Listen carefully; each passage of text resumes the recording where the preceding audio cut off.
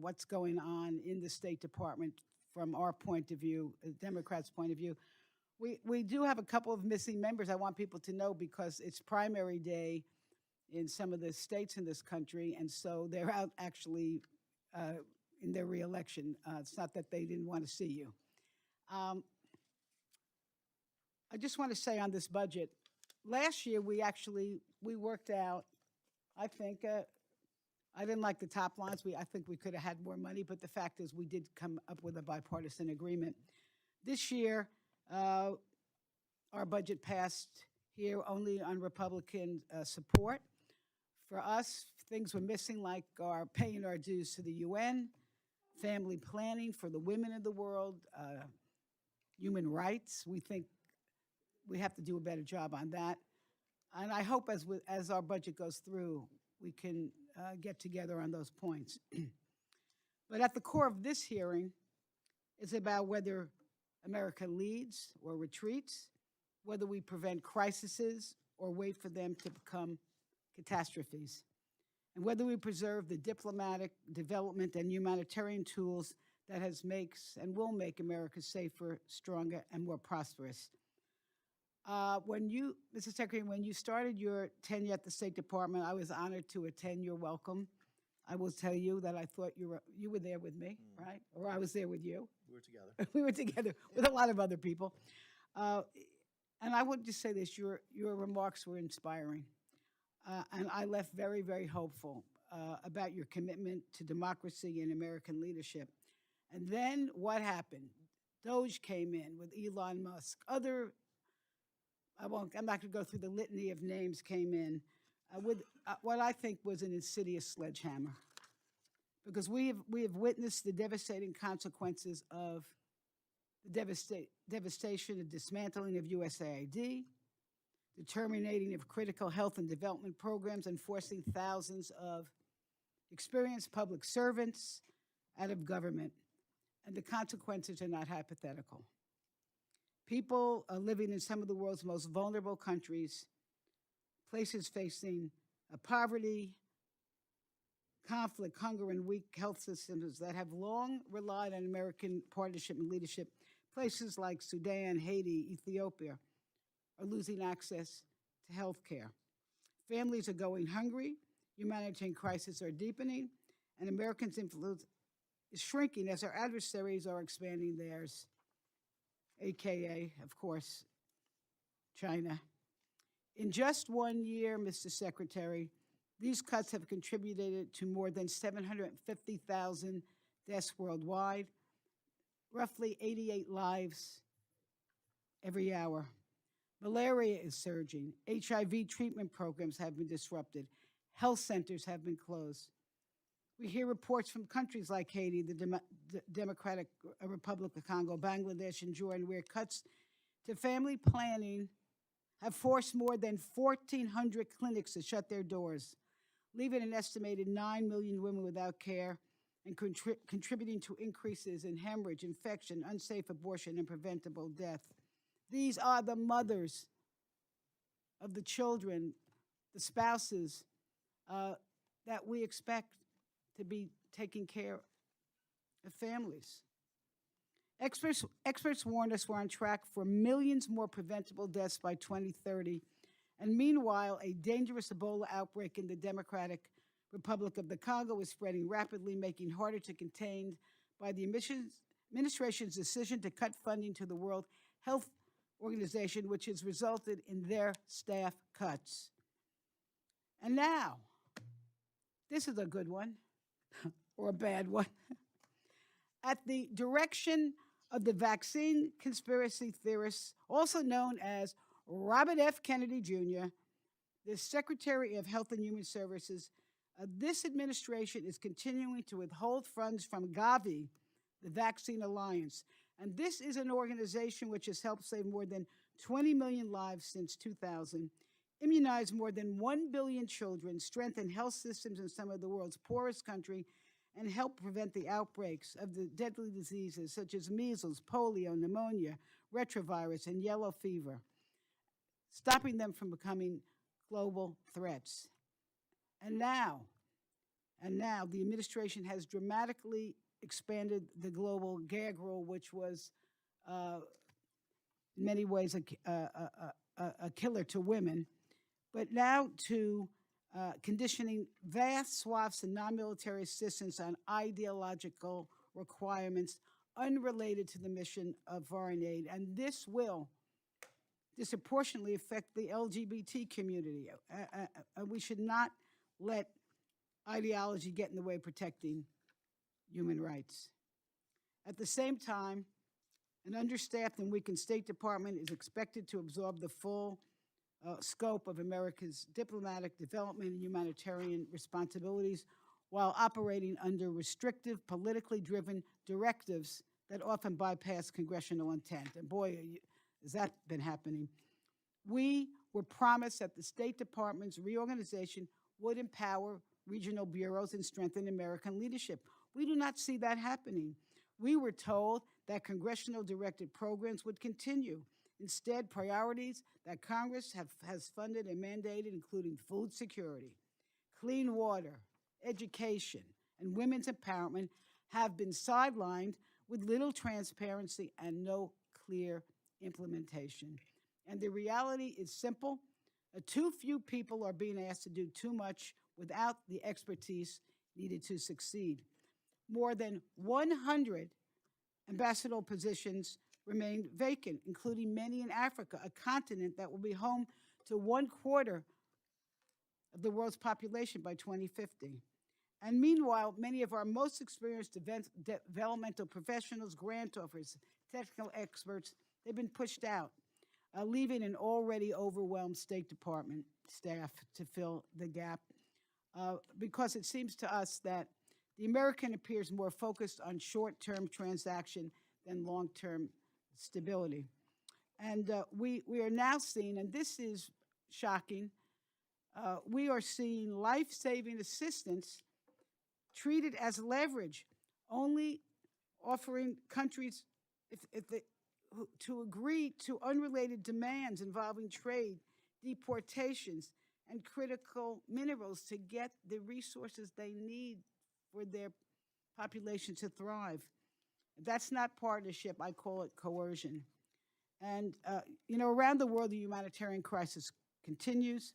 The war with Iran has now entered its 13th week. The Strait of Hormuz, I'm not telling you anything you don't know, remains largely closed, disrupting energy markets and the movement of fertilizer, not just oil, fertilizer, food, and humanitarian supplies. And these consequences are not only felt abroad, but also, of course, here at home, especially to our farmers. So in communities where America assistance was once promoted, stability, where we promoted stability and opportunity, new research is already showing an increased instability and a conflict following the abrupt dismantling of USAID programs with no substitute. At the United Nations, the United States is increasingly absent from critical discussions on human rights, democracy, and women's empowerment. And even as we expect the international community to support our priorities, while we fail to meet our own commitments. That's getting back to our 2027 budget. We need to pay our dues. The result is clear. Our alliances have weakened, our credibility has suffered, and American standing in the world has diminished. We need a State Department and an international affairs budget that reasserts American leadership, honors our commitments, supports those in need, and advances a foreign policy that makes our nation safer, stronger, and more prosperous. Because we know this, when people say, well, what is in it to us? Well, you know what? When people abroad, when they are educated, when the children are educated, when they're not hungry, when they're healthy, there's less opportunity for disruption and chaos and wanting to join terrorist organizations. I can tell you this, and I've said this before. I'm not really bragging, okay, but this is how my son was a United States Marine. He's back home, thank goodness. But he served in Iraq and Afghanistan. He would be the first one to tell you, and I'll be the first one to tell you, that most Americans would rather prevent war than send our sons and daughters to fight them. And that's why soft power matters. That's why what we're doing in this budget matters. That's why Mr. Rubio, what you're doing at the State Department should matter. Diplomacy prevents conflicts before they erupt. Diplomacy, not bombs and bullets. Diplomacy. A global health program stop outbreaks before they reach our shores. Development reduces the desperation that fuels extremism. And strong alliance ensure that we do not face threats alone. That's how America leads. That's how America stays safe. And unfortunately, it seems to me, it's my opinion and some others, the administration has abandoned that proven strategy. And Mrs. Secretary, really, and I say this in good spirit because in the end, I hope we can come together on our budget. And I hope you'll share today with this committee how the United States intends to meet today's global challenges without sacrificing the diplomatic, development, and humanitarian tools that have long advanced our interests. And we'll look forward to your testimony and to the questions of my colleagues. And with that, Mr. Chair, I yield back. I thank the ranking member. And by the way, having a member of the U.S. military in your family is a very good reason to brag. All right. Absolutely. Okay. So we'll now yield to the ranking member of the Appropriations Committee, Ms. DeLaura, for her opening statements. You're recognized, ma'am. Thank you very much, Mr. Chairman, and thank you, Ranking Member Frankel, for the recognition. And I want to just say welcome, Mr. Secretary, and look forward to your testimony and questions. There is an old saying, often attributed to Benjamin Franklin, that by failing to prepare, one is preparing for failure. That is a fitting description for this administration's foreign policy. To start, the Trump administration has hollowed out much of the American diplomatic corps. There are 195 ambassadorships in the United States Foreign Service. As of May 19th, 109 of those positions were vacant. We do not have ambassadors to either Ukraine or Russia, and the president has been unable to mediate an end to the war there, despite his campaign promise to do so within the first 24 hours of his term. Conflict in the Middle East continues to escalate, with ceasefires all but abandoned. Prime Minister Netanyahu has announced he intends to deploy Israeli forces to occupy 70% of the Gaza Strip, while continuing strikes in Lebanon. Settler violence in the West Bank is becoming more aggressive by the day, and the president appears to have completely given up on peace talks to end the war he started with Iran, resuming military strikes over the weekend. The rationale for the war shifts whenever the president speaks. At first, it was to topple the regime and free the Iranian people. Then it was to cripple their military capacity. Then it was to preempt a response to an attack that Israel was poised to carry out. Then it was to reopen the Strait of Hormuz, which was open before President Trump started the war. The most recent justification is to prevent Iran from developing a nuclear weapon, a goal they are now pursuing diplomatically after failing militarily. The Iranian regime is still in place. The Iranian people are not free.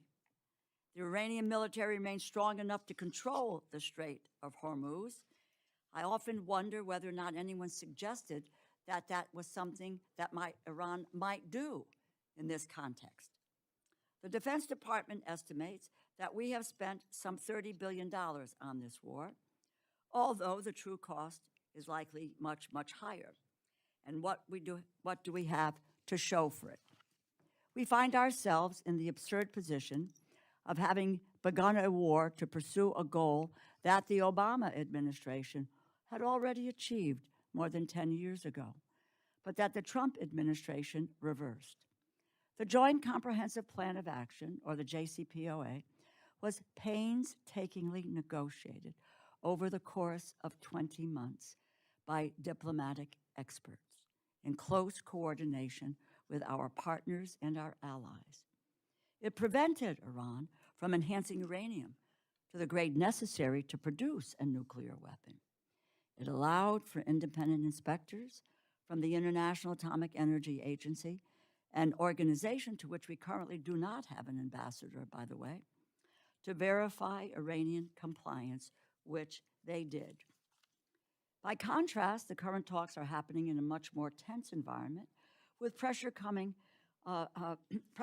that's coming from conflict, ongoing conflicts, and U.S. leveraging tactics. There is no clearly defined plan for how a new agreement would be verified or enforced, and it is unclear what international partners would be involved in supporting or helping to implement it. But President Trump tore up the JCPOA less than 3 years after it was signed, and Iran promptly began enriching uranium to weapons grade.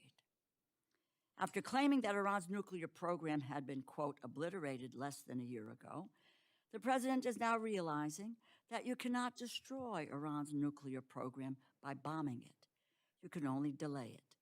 And the only way to secure a nuclear-free Iran is to negotiate a deal. But after failing to do this, the president threw up his hands in the air saying, and this is a quote, "I don't care if negotiations are abandoned." So here we all are, forced to suffer the consequences of the president's indifference. Americans are paying higher prices for gas, for groceries, and everyday necessities. But by his own admission, the president does not care if the war drags on, and he does not think about its impact on the American people at all. After taking office, the Trump administration withdrew from the World Health Organization and dismantled the U.S. Agency for International Development. Thousands of programs were canceled, and thousands of programmatic experts were laid off. Subsequently, health clinics were shuttered, disease surveillance systems were greatly weakened, all while our global health efforts were withheld and exploited as leverage to extract concessions from partner nations who depend on them, holding them hostage for the health necessities that they needed until they might have agreed to a trade agreement. Now we are faced with a significant infectious disease outbreak in Central Asia and Central Africa, a species of Ebola for which there is no authorized vaccine or treatment, is rapidly expanding and is expected to take months to address. It is primarily concentrated in the Democratic Republic of Congo, where we do not have an ambassador.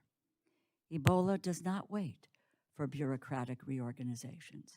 It spreads when surveillance systems are weakened, health workers are laid off, clinics lack protective equipment, and communities lose the trusted partners who help detect and contain outbreaks before they become public health emergencies. Thanks to years of investment through the Department of Health and Human Services, we have a number of facilities in the United States that are equipped to safely treat patients with Ebola, as well as other infectious diseases. In the 2014 Ebola crisis, we established these facilities. We made a $160 million investment. But this administration is blocking those specialized facilities from receiving Americans who are infected. We have asked numerous U.S. government employees and partners to put themselves in harm's way to help us keep safe. And how does the Trump administration repay them? By slamming the door in their face. The United States spent years building the relationships, supply chains, laboratories, and community health networks that help stop deadly diseases at their source. The Trump administration tore apart that capacity and now wants to pretend the consequences were unforeseeable. They were not. They prepared for failure, and now it is here. Congress and the American people deserve answers. Secretary Rubio, thank you for taking the time to appear before this committee today. We look forward to hearing your testimony and getting some answers to our questions. I thank you, and I yield back. I thank the ranking member. Secretary Rubio, your full written statement will be placed in the record. As you know, please feel free to summarize your testimony. And again, thank you for being here. You're now recognized, sir. Thank you. Thanks for having me here today. I think I'm going to skip the long opening. You have it in writing. I'll just do a couple brief points. Rather spend the time on your questions. It'll probably be a better use of our time. Just suffice it to say what I told you a year ago, and getting back to that point now. A couple things. In terms of U.S. foreign policy. Stop supporting Israel! Stop supporting Israel! Israel committed a genocide in Palestine. It's still ongoing.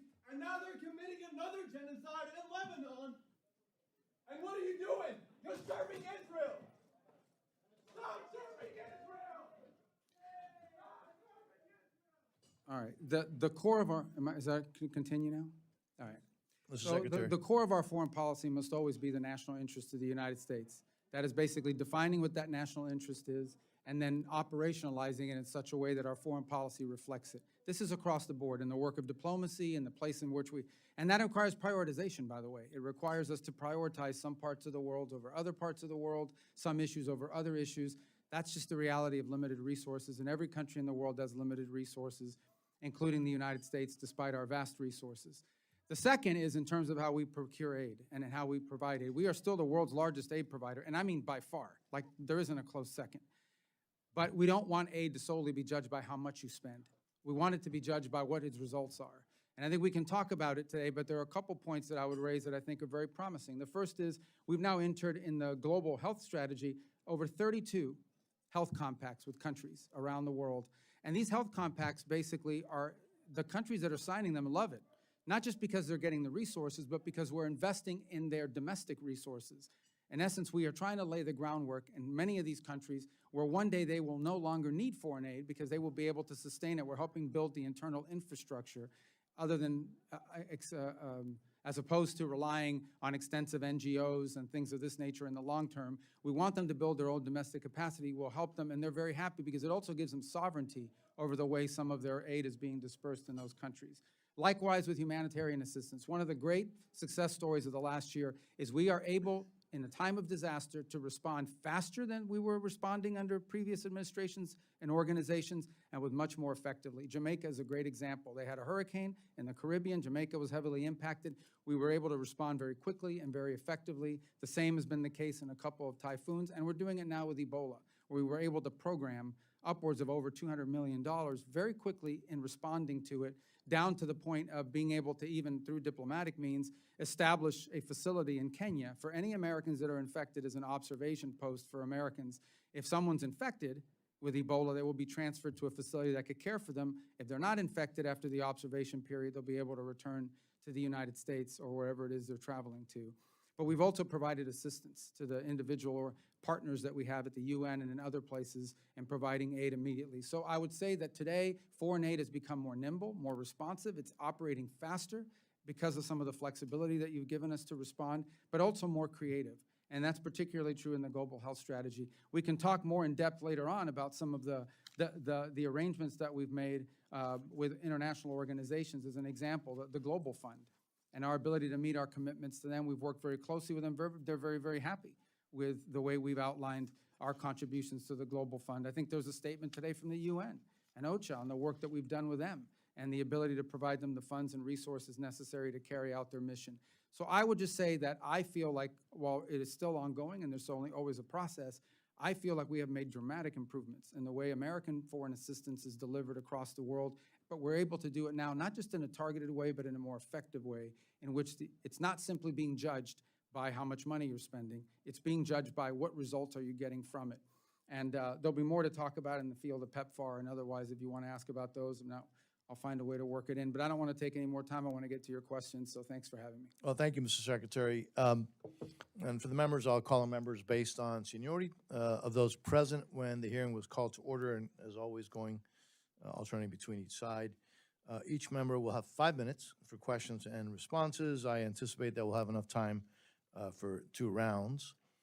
So let me begin, Mr. Secretary.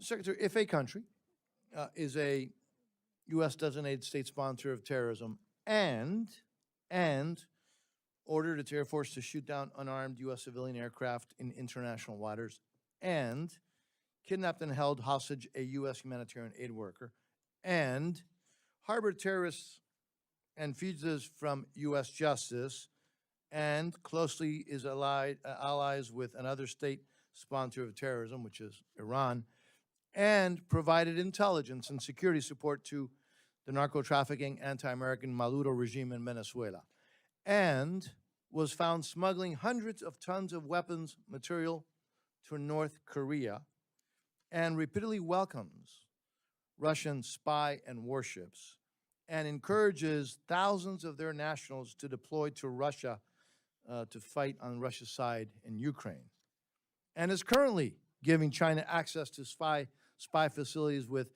signal intelligence capabilities, and furthermore orchestrates an extensive espionage network against the United States, and has over 300 military drones within reach of U.S.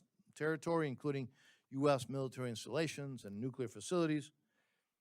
Would you consider a country like that as a threat to the national security interests of the United States? Yeah, and I think you're describing Cuba, and that's absolutely the case. But I think one more point I would make is all of these violent Marxist, left-wing, radical terrorist groups that operate in many countries have destabilized Colombia, for example, for years, and others, all found their seed money from Cuba as well. They sponsored these groups all around the region, and part of the region is still paying the price for the rise of those groups, particularly the FARC elements that have now spun off and are actually carrying out violence as we speak in Colombia. Yeah, and I hear that from heads of state throughout Latin America, the impact that continues to have, the threat to their security, to democracies, and to our national security. Let me shift again also to the Western Hemisphere on Venezuela. We know what happened. This fugitive of U.S. law is now in here in U.S. custody, and that we thank the Secretary, you and the Secretary of War, and in particular the President for his leadership on that. You have laid out what I believe is a clear 3-phase plan for Venezuela: stability first, and then recovery, and then transition. Where are we in that process, and are we still on track? Yeah, first, I think it's important to remind, I think tomorrow will mark the 5-month. I know it feels like it was 5 years ago, 3 years ago, 7 years ago, 5 months ago. That's how long we've been into this process. So let me say, Venezuela is not today where we hope it will be for the peoples of Venezuela's sake, but it is on a trajectory that I think is a very positive one if it continues, and it has to continue. As you said, our first priority was stabilization. We did not want to see mass migration. We did not want to see a civil war. We did not want to see societal breakdown, and that required working to the extent possible and wise with existing institutions, not to preserve them or to perpetuate them, but to ensure that we didn't have systemic breakdown. The second is recovery, which is the phase I would argue we are primarily in right now, and that is the ability to recover their economic vibrancy, to allow small businesses to develop and the like. And part of that is ensuring that the wealth of that country, which is primarily through mineral resources and energy resources, are going to help the people of Venezuela directly. And that's what you see through the Treasury blocked account, is that the money that they're generating from these oil sales is being driven to pay for things like salaries and to buy medical equipment and things that are beneficial to the people, not being pilfered and used as side hustles to help cronies. Obviously, more work remains to be done. Ultimately, and other things that need to happen, ultimately, the answer in Venezuela is a free and fair democratic election, because it's not just the right thing, it also is necessary in order for them to be able to attract the kind of investment that they want. In order for it to be a long-term and investable place that can attract the kind of capital and interest and normalize the way their economy works, they will need to have a government that is legitimately in place through elections. But you have to create the conditions for that. Those conditions include free and open media. We've seen independent journalism operating again in Venezuela. That's been a positive. You need to give space and time for political parties to organize and prepare them, position themselves to participate in those elections. You need a new electoral council because they're the ones that are going to be counting the votes and ensuring that the vote is legitimate. All that work is ongoing. There are multiple areas of cooperation with the interim authority, some of which are not publicly discussed. In the proper setting, we could, that have been very positive. And I also think, for talking about diplomacy, we now have an embassy open there with Americans on the ground every single day, interacting with the business community, with American businesses that are interested in coming in, with members of the interim government, and also members of the opposition. So I think we're making good progress. We're not where we need to be, but we're only 5 months in, and I think it's important to remember that, because this will take some time. We're dealing with 16, 18 years of a system, and reversing that responsibly will take some time, but we're moving in that direction, I think, in a good pace. Thank you, Mr. Secretary. The ranking member, Louis Frankel. You're recognized. First, just very quickly, Iran's proxies have been the cause of so much human suffering, not just in Israel, but around the world. Of course, Hamas was responsible for the attack on Israel. We see Hezbollah shooting rockets into Israel, but other parts of the world.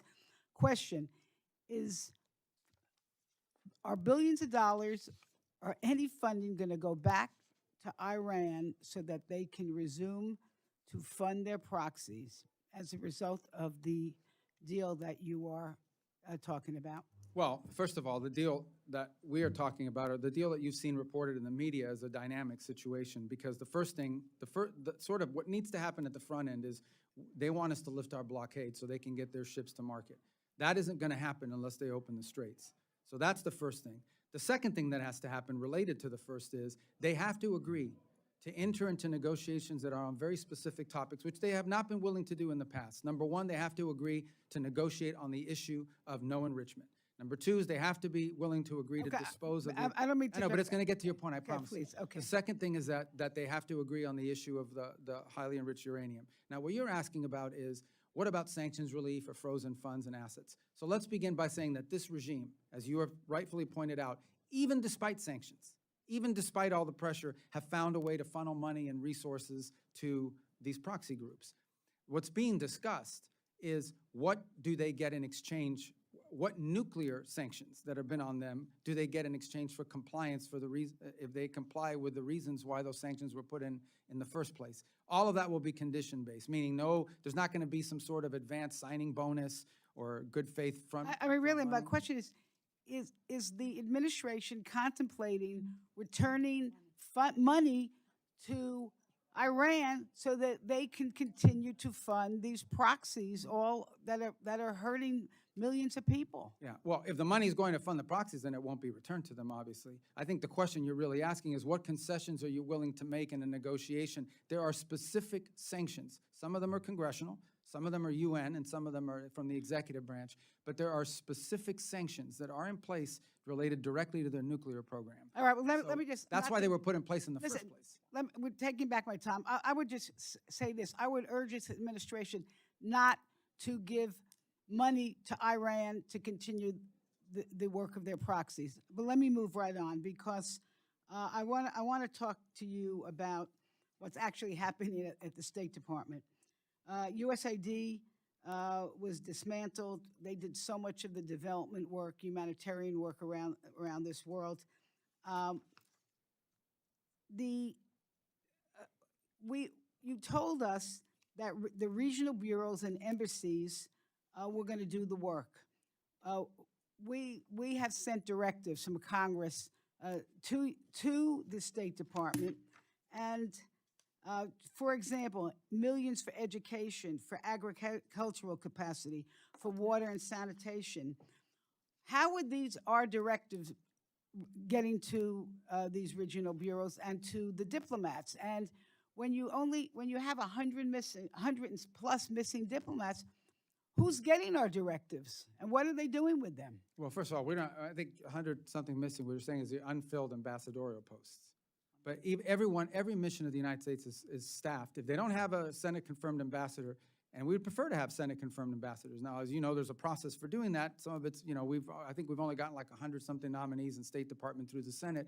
And some that I think we need to pick up the pace in terms of appointing people to some of these posts. And believe me, I want that to happen, but I don't nominate them, so we have to work with the White House to get those names out there. Now, on your fundamental question is, what is the role the Embassies and Regionals Bureau play?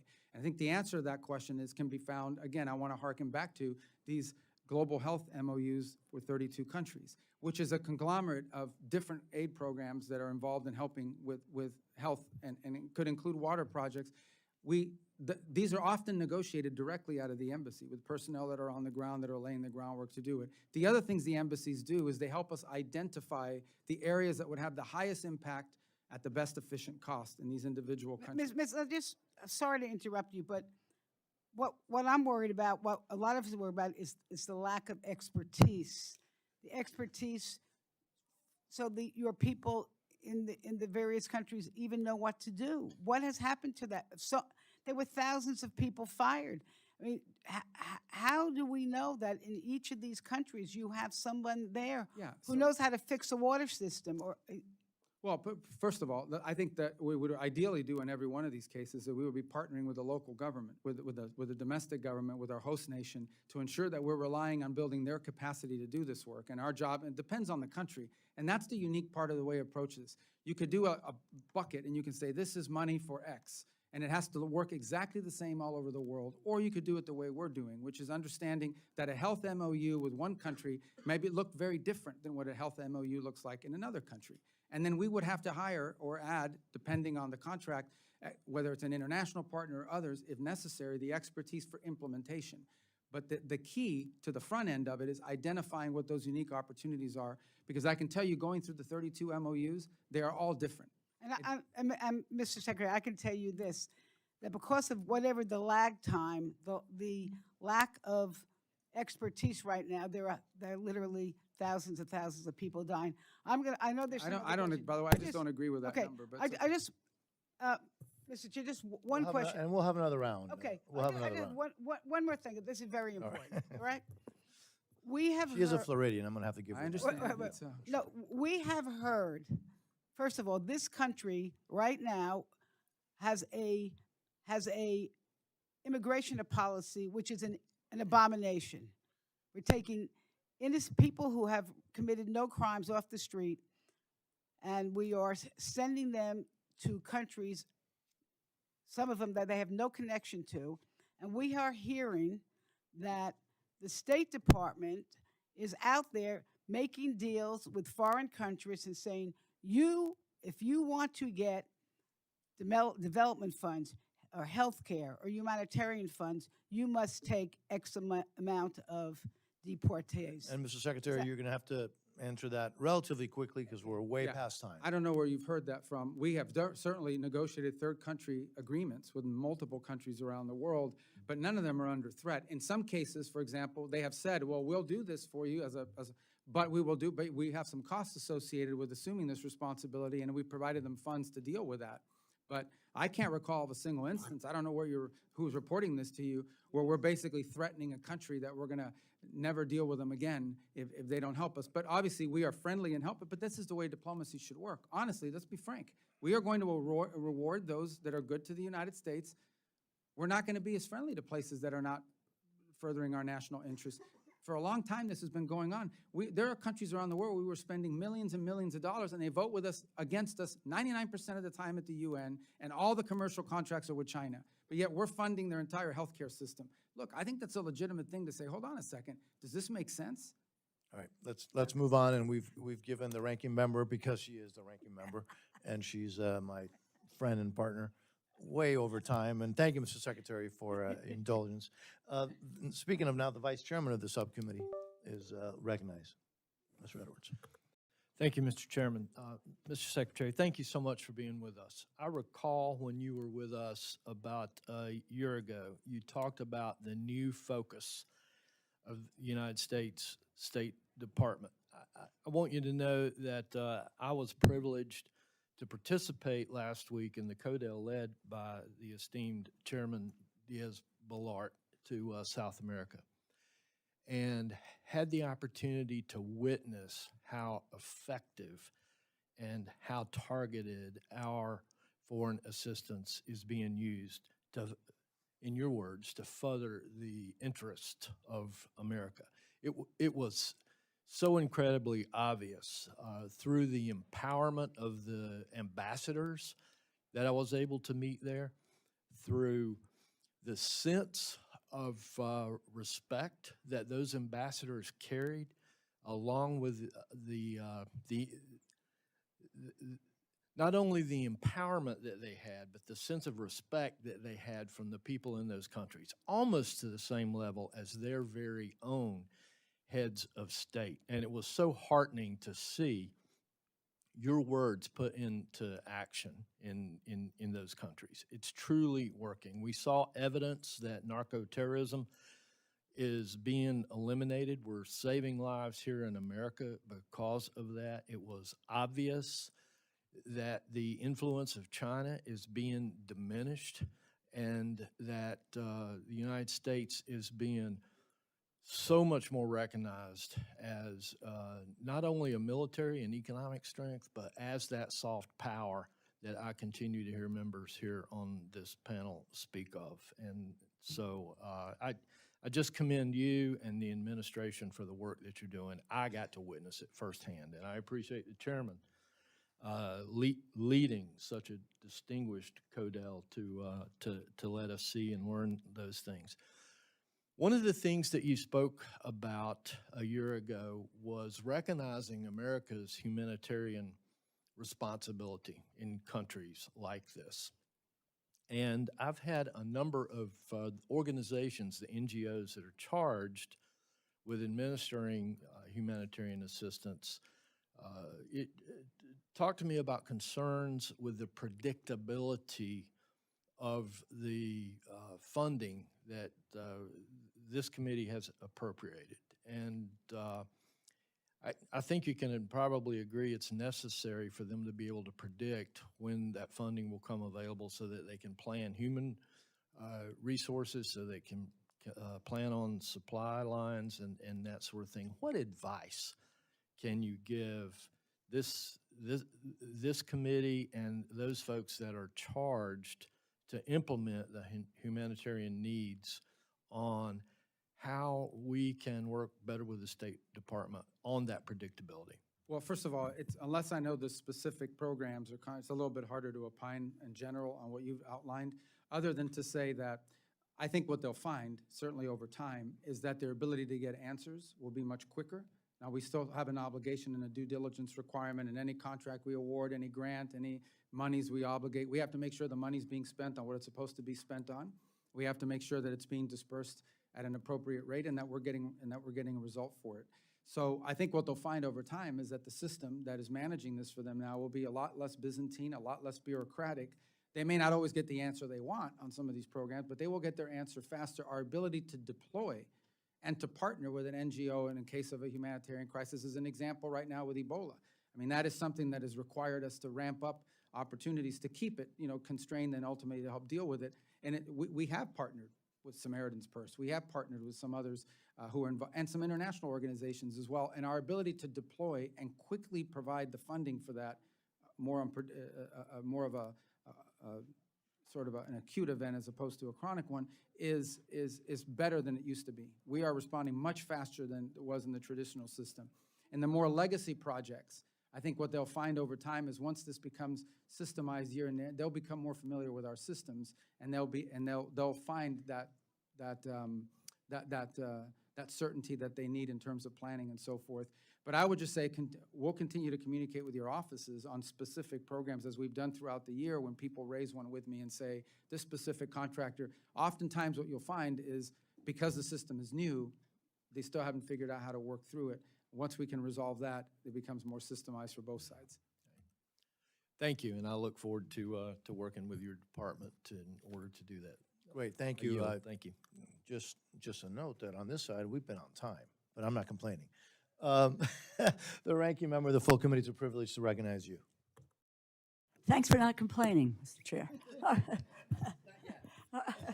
Mr. Secretary, nearly 60% of Americans disapprove of President Trump's illegal war of choice with Iran.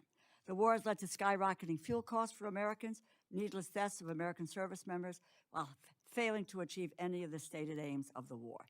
In the meantime, it seems that the Trump administration seems to have forgotten all about the crisis in Gaza. Nearly 8 months after it was signed, the administration's 20-point peace plan stands largely unfulfilled.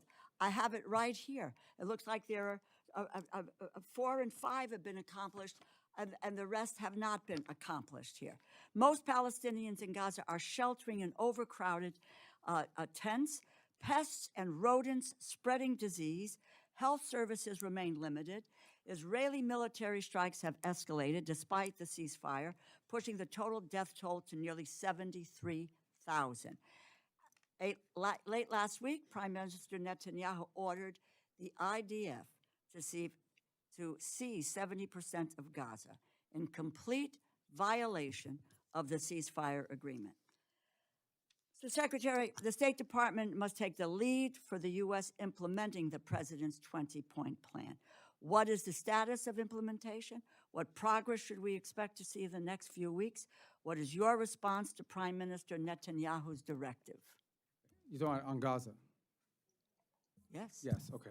So, well, because you started out talking about Iran. So let me just, first let me just say, I disagree I with said in the meantime, the Trump administration seems to have forgotten about the crisis in Gaza. No, no one's forgotten about it. I think luckily there's not active combat operations happening of the kind that we saw a few months ago, but it's still a challenge that we're going to work through.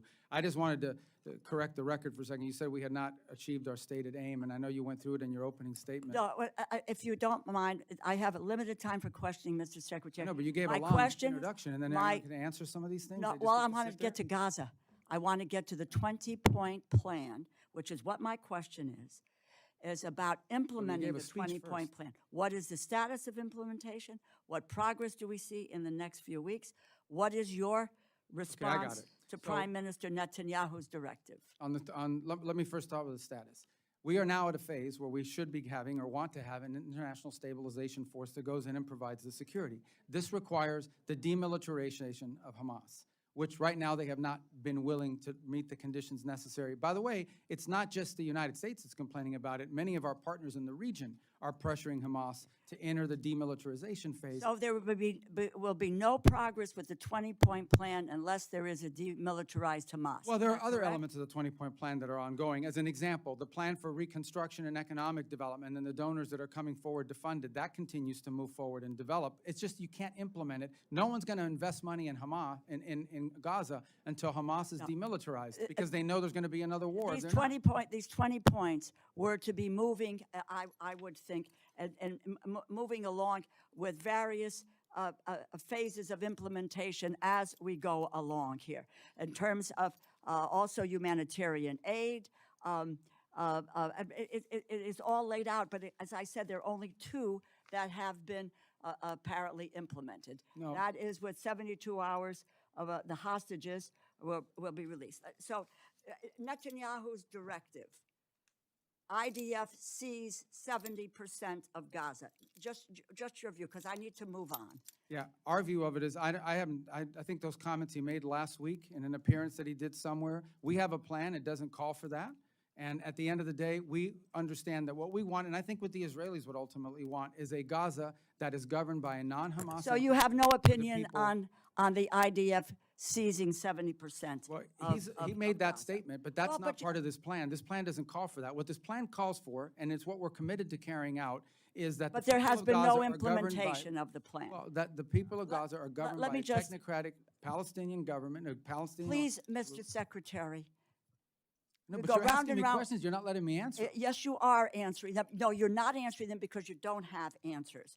But you don't let me finish. Let me just say this. And first of all, you talked earlier in your comments about humanitarian assistance and how quickly it's going out. Quite frankly, that hasn't really happened in Gaza. Commercial, not just commercial, humanitarian aid going in. Let me just talk about That's the false. humanitarian assistance. That's a false statement. I have It to is correct not you a on false that. It's not. statement. We spent hundreds of millions of dollars in humanitarian aid in Gaza already. And that includes through the World Food Program and other organizations. You know, I've talked to Cindy McCain at World Food about the situation, the humanitarian crisis in Gaza. So have I. And the food and Talk to her all the hunger, time. and In it's fact, I met not with her a month there. ago, and she It's would not disagree there. with you. Let me just continue on. Humanitarian situation in Gaza worsens. At the same time, the Israeli government has ramped up its pursuit of a de facto annexation of the West Bank. Oslo Accords have been torn up. Demolition orders for Palestinian villages are on the rise. Incidents of settler violence have surged with no accountability, and the construction of settlements and outposts continues at a rapid speed. From May 12th to May 18th, Palestinians faced more than 50 attacks by settlers across the West Bank, including arson attacks that damaged a mosque, homes, farmland, and vehicles. The UN Office for Coordination of Humanitarian Affairs has documented an average of 6 such attacks per day. The Israeli government has begun proceedings to demolish the Palestinian community of Khan al-Ahmar, just east of Jerusalem, as part of its goal of constructing settlements along the E1 corridor, which would bisect the West Bank, foreclose the possibility of a continuous Palestinian state.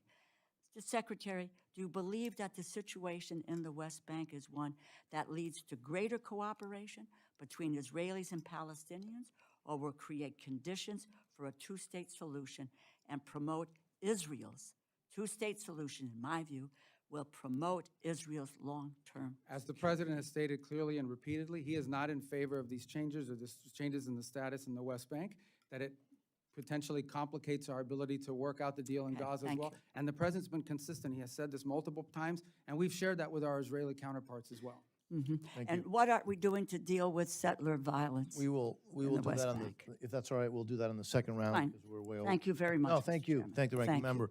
Thank you. Mr. Molinar, who's also the chairman of the select committee on the CCP, is recognized. Thank you, Mr. Chairman. Secretary Rubio, thanks for being with us today, and thank you for the important work you're doing around the world and for the sacrifice you and your family are making in order to do that. We appreciate it. Also, just want to say my apologies for the young gentleman from the CCP-funded Code Pink who interrupted your opening statement. I want to go right into some questions about the CCP. I wonder if you could characterize China's support for Iran, military or otherwise. Okay, well, it's an important question. I think, let me start with this point. I don't think the Chinese have publicly said and repeatedly said and told us in our visit as well, they are not in favor of what Iran is doing in the Straits. They are opposed to that, as is virtually every country in the world, some obviously more open than others, but they've stated that point. I would say that China has not provided any assistance to Iran that in any way impeded our operations or ability to operate. They clearly have had a previous relationship, and you can see that in some of the military equipment that they have is certainly of Chinese origin, and likewise. But we have seen no signs in the short term that during this situation, that anything they've been providing them has in any way changed the dynamic in the battlefield, and I think they've been quite cautious about engaging themselves in it. That said, we would like to see their help at the United Nations. We have a resolution right now. It has the highest number of co-sponsors of any resolution ever proposed before the Security Council that would, create authorities to deal with what's happening in the Straits. And unfortunately, the Chinese continue to threaten a veto of it. So if in fact they are against the closure of the Straits, they should be endorsing this, or at a minimum abstaining and not using a veto of it. The Russians are another matter, of course. They're vehemently opposed to that resolution for a variety of different reasons. But I would say that as time goes on, the Chinese economy will begin to be negatively impacted by what the Iranians are doing for two reasons. The first is because the concept of a tolling system sounds intriguing. The reality of it is very hard to implement. And in fact, you saw a Chinese destined vessel attacked and hit 2 weeks ago by the Iranians. And the second is because if you, for an export-driven economy like China, to have countries around the world's ability to purchase diminish as more of that goes towards fuel, that will begin to have an impact on their exports as well. So I think China in the short to long term should have, and we've made this point to the Chinese, have a vested interest as well in ensuring that Iran stop its activity. Thank you. There was a media report recently that Iran may have used a Chinese missile to shoot down a U.S. fighter jet. Are you familiar with that report? That report, I can't comment on the specific technology that they use. Suffice it to say that, look, they do own Chinese systems. They own some Russian systems, and they've developed some native systems, especially in the drone technology. But I don't know specifically of that. I mean, I'd have to refer you to the Department of War. I would hate to comment on something and give you a misleading answer. Thank you. During the recent China summit, I was thankful President Trump raised the issue of China's prisoners of conscience. And the president indicated that Xi Jinping is seriously considering the release of Pastor Ezra Jin. And I know this is something you care deeply about. Have there been any tangible follow-ups or indications regarding this case or others like Jimmy Lai since the summit?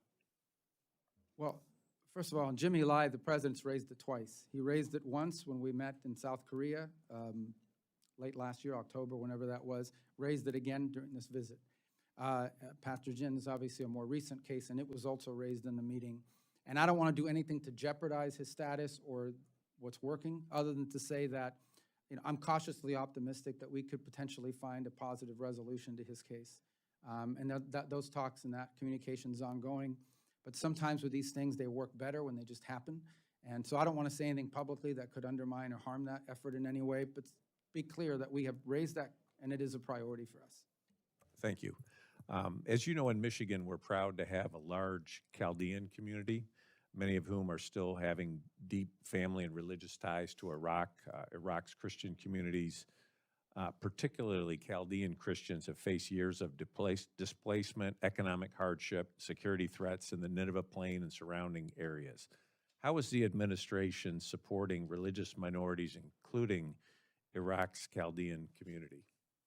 Well, as you know, they're just recently forming a new government with a new prime minister.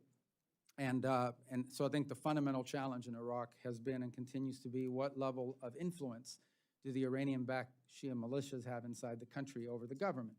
And in fact, we faced that situation very dramatically during Epic Fury when in fact there were launches occurring against our facilities both in Baghdad and in Erbil.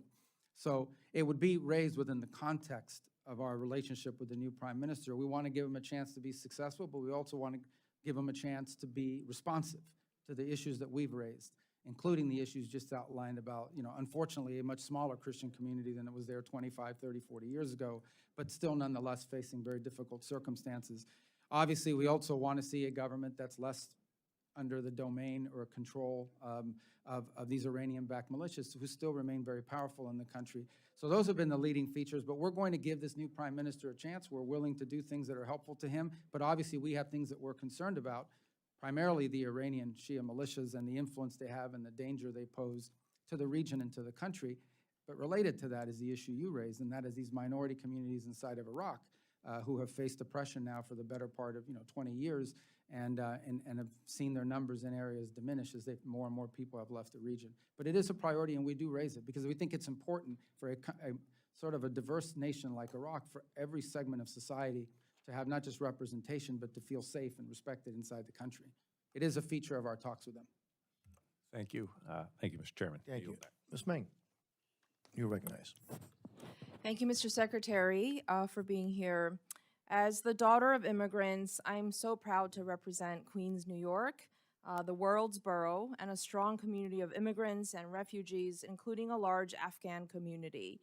Even though we promised them safety in exchange for risking their lives for our country, thousands of our vetted Afghan allies remain stranded abroad, including relatives of some of my constituents. Last month, this administration reportedly decided to close Camp Asaliya and force 1,100 Afghans there to choose between going to the Democratic Republic of the Congo, where they have no ties and which is facing an Ebola crisis, and Afghanistan, which would be a death sentence. What is the plan to help our vetted Afghan allies who were promised safety in the U.S.? Yeah, well, the plan is, and we're working on this very actively, and is to have more than just those two alternatives. And obviously, the Afghan alternative is not one that's realistic for most of them. And so we're engaging every single day, and we think we have a number of other countries that are willing to. Now, the question is not countries willing to assume. The question is how many. We have about 1,000-something people there, and we have to move them. And so I don't think there's one country that's going to take all 1,000. But it has to be countries that, A, are willing to assume some of this responsibility in numbers that are manageable to them, but also places that give more options to these individuals that they would be comfortable going to. So we are very actively engaged in this. As you know, we have a lot of Capitol Hill engagement on this issue from both sides of the aisle. It's a priority for a lot of people. And we don't want to see a situation where any of them are being forced back into Afghanistan, because that's just clearly not an option for some of them. The case of relatives of American citizens, I think is a separate case in the sense that they have ties to the United States. And so that process, the processing is still ongoing in terms of the applications, the background checks, and the vetting and so forth. We're obviously operating right now under a directive that prohibits the entry of Afghans into the United States, but that could change at some point, and that we'll be able to facilitate some of those. But that issue right now is we're just trying to find more countries that will step forward and being able to assume. In some cases, it might be 200. In some cases, they might be able to take 150, 300, but give them some options other than just those two that you've just outlined. Can you rule out third country options, especially DRC? You mentioned earlier that the State Department won't deport people to conflict zones. Can you rule that out going forward? You mean rule out the DRC? Yes. Well, ultimately, these people would have to agree that they're going to go to DRC as well, because that's what we want to do, is give them 7 or 8 options rather than 1 or 2. And I imagine if we can find more options for them, and there are some countries, look, I think the problem is not that I'm trying to, I mean, we could probably talk to your staff about it. A lot of these countries are in nascent talks with us about their willingness to assume some of these people, but they don't want me announcing it at a hearing, because then they have, newspaper and media going crazy in their country about what does this all mean. But I can tell you that I know of at least 5 other countries that we have spoken to that seem at least open to the idea of assuming some number of these refugees. We'd like to get these people more than just 5 options, maybe 5 or 6 or 7. Are they conflict zones? Can we rule out deporting people to conflict zones? Well, I don't remember all 5 or 6 of them, but I don't think that any of them would be conflict zones, is my recollection. Thank you. At the same time, we are stranding our Afghan allies. We are rolling out the red carpet for white Afrikaners from South Africa, even though we've completely stopped resettlement of other vetted refugees. The president recently approved 17,500 spots for Afrikaners and none for any other refugee from anywhere else in the world. Can I ask what your standards and justification for issuing only refugee slots for them? Well, first of all, the United States, over the last 4 years before the president returned to office, assumed upwards of 15 to 20 million people that entered our country through a variety of methods. So our immigration policies must always ultimately be geared by the national interest of the United States. And in an era where we're already dealing with 15 to 20 million people that have entered the country in a mass migration event in such a short period of time, adding to that number in the short term would make no sense, in our view, from the national interest, hence the freeze on refugee admission. The case you point to is a very specific one, probably a time-limited one, and that is we have gauged that there is real interest from a unique subset of people in South Africa who would be interested in coming in the United States and who we assess have a high likelihood of rapid assimilation and success in our society, and hence this program was created. Now, that's not a program that's going to exist in perpetuity. It's a program that's designed to the fact that we are seeing the demand. We are seeing applications from South Africa of people willing to enter the United States, and we think this is a group of potential refugees. So our that could very quickly- Afghan allies are refugees. They have been vetted, 1,100 versus this new 17,000. But it's more than just vetting. We're also trying to determine, again, this is the immigration policy of the United States. Like everything we do, has to be geared by the national interest. And it is in our national interest, if we are allowing people to enter our country, be people that can quickly assimilate into society and be successful. And Why not become can't public they charges. assimilate into society? A background check I've is been not to the same their as centers assimilation. in my district in Queens. Well, They have assimilated and contribute and pay taxes. Yeah, but we've already assumed a lot of Afghan refugees. As you said, you have them in your district. We've already assumed a large number in the past.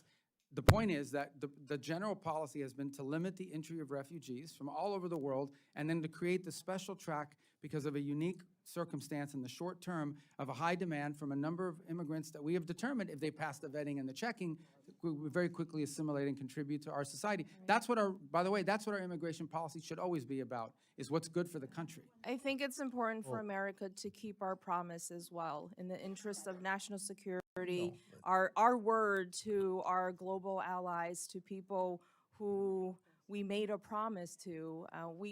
1,100 versus 17,000, 1,100 vetted allies who already help this country. I think they should be given consideration and not sent to conflict zones. And I think, Thank you, that, I yield I don't know back. if, Mr. Secretary, you want to, and you've already answered, do you want to say anything else? No, I 'Cause mean, we will. talked about the point in the decision that was made. Yep. Mr. Alford, you're recognized, sir. Well, thank you, Chair. Thank you, Ranking Member and the Ranker for our full committee. I do want to recognize you, Mr. Chairman, for the great work that you've done to help rein in the spending while still protecting America's national security interests around the world. Last year, Chairman Diaz-Balart delivered a 16% reduction from fiscal year 25 enacted levels, nearly $9.3 billion in savings, without compromising support of our closest allies or weakening our posture on the world stage. This fiscal year, the committee built on that success with an additional 6% reduction, cutting another $2.69 billion while still maintaining robust funding for Israel, Taiwan, Jordan, Egypt, and critical Indo-Pacific security programs.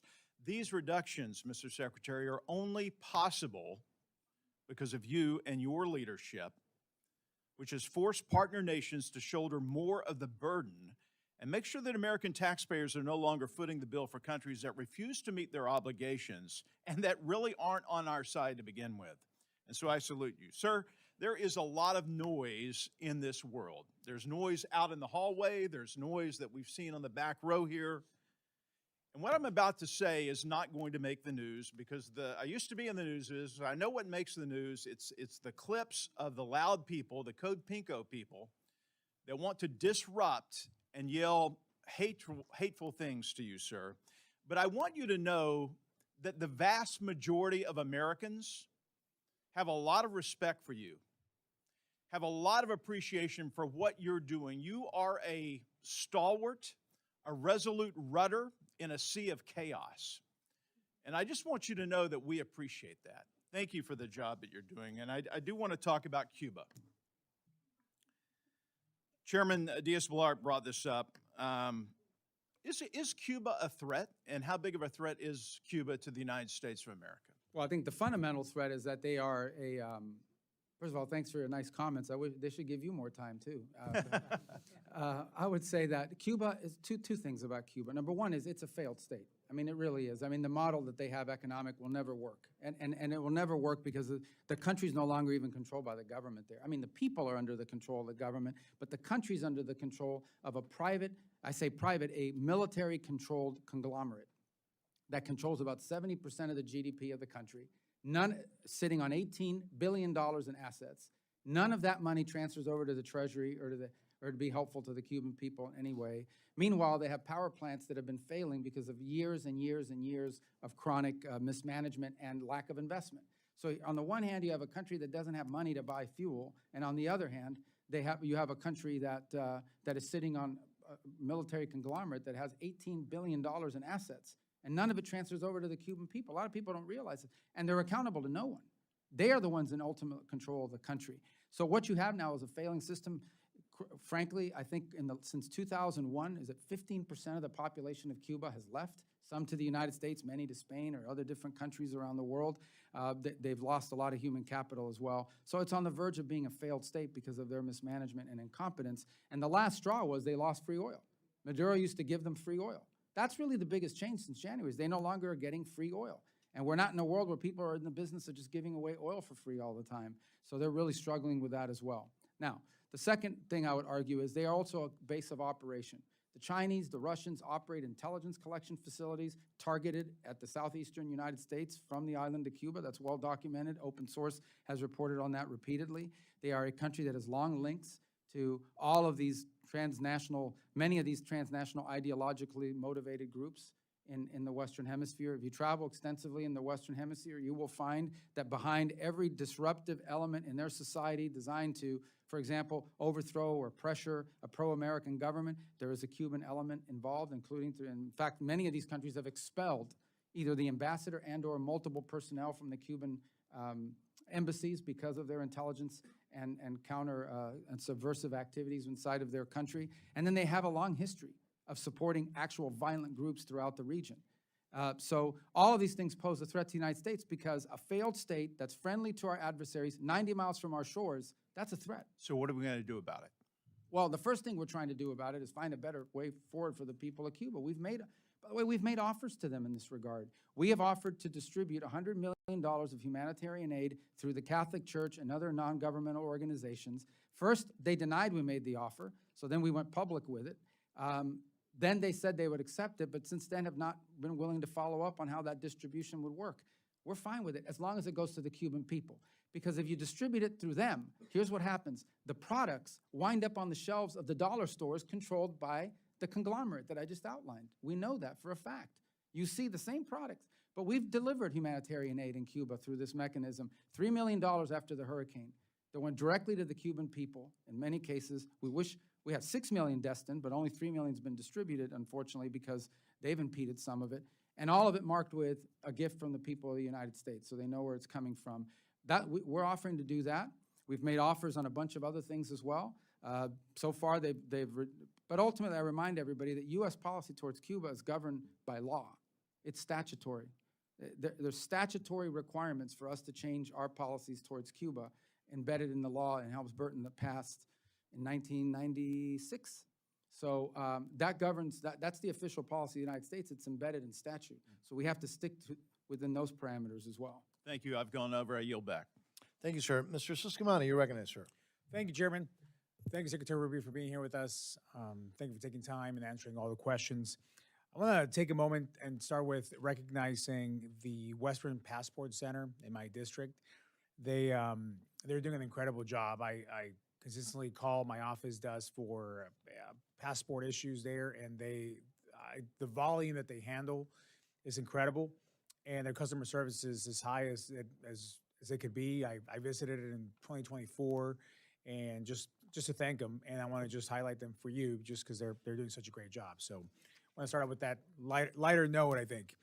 Let's go into a heavier topic here. I want to give you also and the President tremendous credit for your work to combat dangerous drug cartels and other transnational criminal networks. Combating international crime is essential to making America safer, stronger, and more prosperous. I want to ask you about another damaging form of international crime, which is human trafficking. This issue hits close to home for my constituents in Arizona. The Department of Justice has identified Phoenix as one of the top human trafficking jurisdictions in the country. And as one of 4 states bordering Mexico, Arizona is a major transit point for traffickers. The National Human Trafficking Hotline has identified over 2,300 cases in Arizona alone, with more than 5,000 victims identified in those cases. Troublingly, the average age of youth trafficked in Arizona is 13 years old, 4 years younger than the national average. There's a strong bipartisan support for the State Department programs to combat trafficking in persons internationally. So given all this, what are the department's regional and or country-specific priorities for programs to combat trafficking in persons? And how are you ensuring that these programs are successfully implemented in support of the national security interests of the U.S.? Thank you. And obviously, when we talk about human trafficking, you're talking about the international element to it. From our perspective, there's obviously a domestic issue as well, but that's separate from our involvement. A couple points. These migratory routes that existed with mass migration events are the same routes that are used by human trafficking. So clearly, when we had a border crisis, we had people pouring over the border. We had organizations that were involved in trafficking of drugs, contraband, and also people. We know that, and that was a big component to all of this. I believe last year, the number, maybe I'm off by $1 million or $2 million, but it's about $100 million we spent a year ago on human trafficking programs, and it depends on the country. Every country is different. In some cases, some countries are transit zones. They're not sources of human trafficking, but they are a transit zone where human traffickers bring people through. And so oftentimes the assistance is assistance to local authorities and helping to partner with us, identify, or if they're already advanced enough in that field, simply sharing intelligence and information as we gather it and pick it up. In other cases, the assistance, depending on the country, is helping prevent human trafficking. In essence, working and partnering with the host government for programs that help identify potential victims of human trafficking and prevent them from being trafficked before it happens. That's the second. And so it really is country specific, and one of the reasons why it's so critical that these programs not be put in a box and say, here's human trafficking globally. It's a great example of how this program needs to, these expenditures and our focus on this needs to be specific to the location. Because what the human trafficking issue looks like in one country might be different than another country. One country may just be the airport that they're flying people through, and we know it.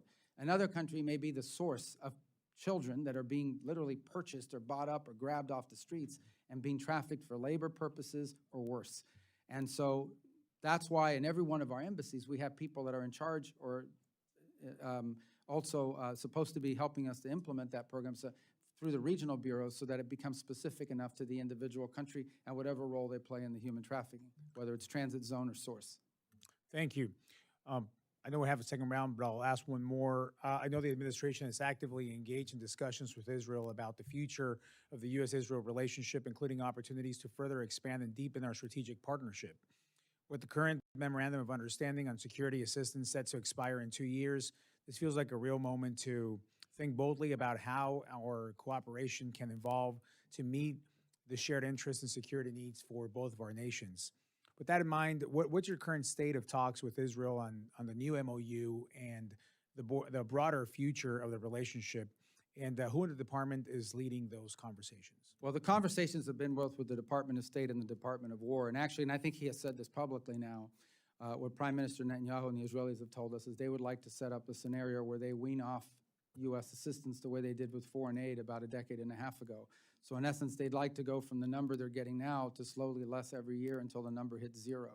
So those are the conversations we're having with them. It's at a pretty high level at this stage, although I know we're engaging their ambassador, has been dealing with the counselor and chief of staff in our office on this proposal. They've made that proposal to us on a number of occasions over the last year. I think the Prime Minister spoke publicly about it about a few weeks ago, so it's no longer a surprise.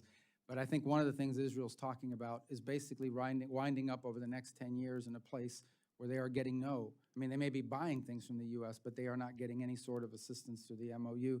Obviously, we'll talk it through with them and see where we wind up. That's not finalized. Thank you. Chairman, I yield back. Thank you, Mr. Ciscomani. So again, thank you, Mr. Secretary. We do have time for a second round, but I am going to hold people to 5 minutes on the second round. We've been pretty flexible, and but we're gonna now limit it to five minutes, and I will start that 5 minutes and try to hold myself, Mr. Secretary, to 5 minutes as an example to the rest. I mentioned in my opening remarks, and you've heard it before, that I just returned from a trip to South America. We saw some really positive things, but we also saw some sobering things regarding Communist China. They've spent decades embedding themselves across the region, frankly, in ports, power infrastructure, communication networks, everywhere. And more recently, Beijing has been aggressively moving to lock up America's critical mineral supply. The chains. And so, again, I think for decades, the United States has looked the other way, or worse. You, however, have begun to turn this around. I saw that firsthand. I mean, I actually saw that. You've aggressively refocused State Department resources and attention on countering China's encroachment in our region.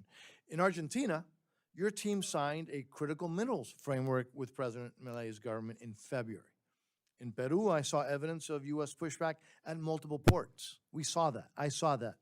But this subcommittee wants to support these efforts, which brings me to Paraguay, because, frankly, it's the counterexample that the whole region needs to be looking at. It needs to be emulating.